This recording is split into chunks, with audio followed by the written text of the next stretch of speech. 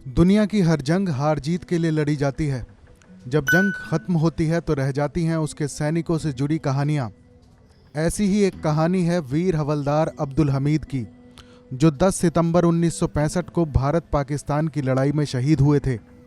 अब्दुल हमीद भारतीय सेना के वो वीर हैं जिन्होंने बहादुरी और जांबाजी दिखाते हुए 1965 के युद्ध में कई पाकिस्तानी पैटर्न टैंकों को नेस्तो नाबूद कर दिया था।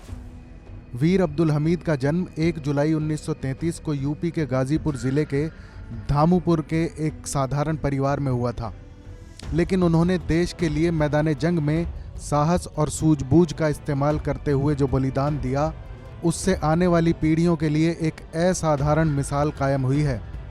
अब्दुल हमीद 27 दिसंबर 1954 को भारतीय सेना के ग्रेनेडियर रेजिमेंट में भर्ती हुए थे। बाद में उनकी तैनाती रेजिमेंट के 4 ग्रेनेडियर बटालियन में हुई, जहां उन्होंने अपनी आखिरी सांस तक भारतीय सेना को सेवा दी। 1962 के भारत चीन युद्ध में भी वीर अब्दुल हमीद ने अपनी बहादुरी का परिचय दिया था। इसके लिए उन्हें सैन्य सेवा मेडल, समर सेवा मेडल और रक्षा मेडल से सम्मानित किया गया था।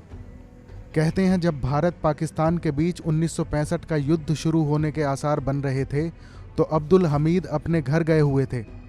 रेडियो पर सेना की ओर से छुट्टी के बीच वापस ड्यूटी पर आने का आदेश मिला तो जंग के मैदान में जाने के लिए वो बेचैन हो गए थे।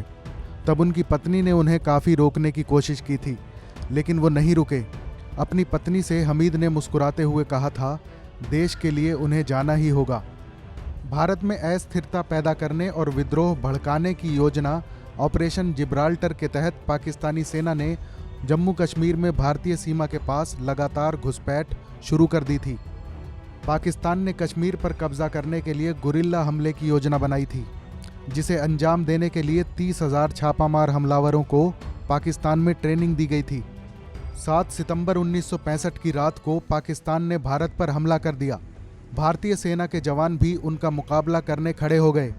उस वक्त वीर अब्दुल हमीद पंजाब के तरन तारन ज़िले के खेमकरन सेक्टर में सेना की फ्रंट लाइन में तैनात थे। सुबह 9 बजे वो चीमा गांव के बाहरी इलाके में गन्ने के खेतों के बीच में बैठे थे। उस दौरान उन्हें दूर आते टैंकों की आवाज़ सुनाई दी।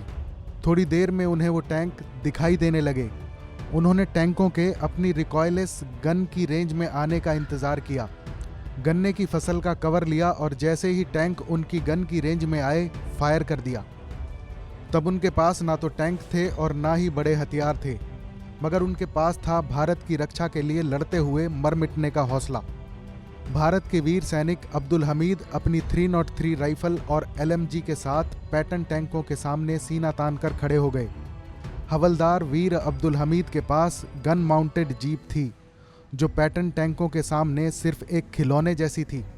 इस हालत में वीर अब्दुल हमीद ने अपनी जीप में बैठकर अपनी बंदूक से पैटर्न टैंकों के कमज़ोर हिस्सों पर सटीक निशाना लगाया। वो एक एक करके मजबूत टैंकों को ध्वस्त करते रहे। अब्दुल हमीद का हौसला देख बाकी सैनिकों की हिम्मत भी बढ़ी और देखते ही देखते पाकिस्तान की फौज में भगदड़ मच गई। वीर अब्दुल हमीद ने अपनी गन माउंटेड जीप से 7 पाकिस्तानी पैटर्न टैंकों को नष्ट कर दिया था।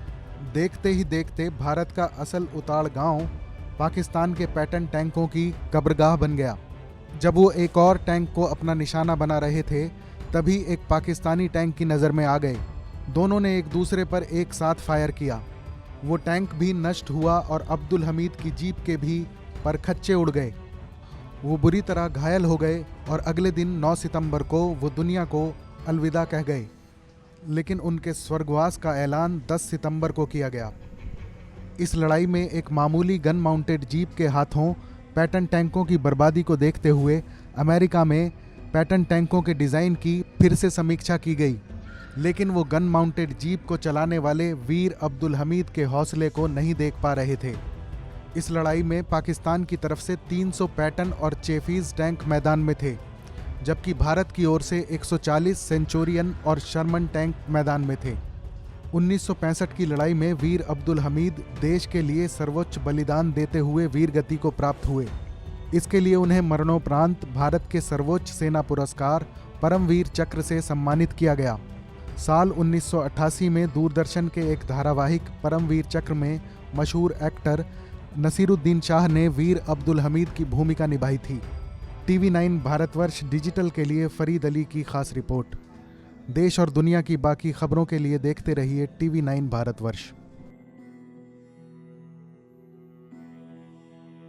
अड़ी सोमवार से शुक्रवार शाम 6 बजे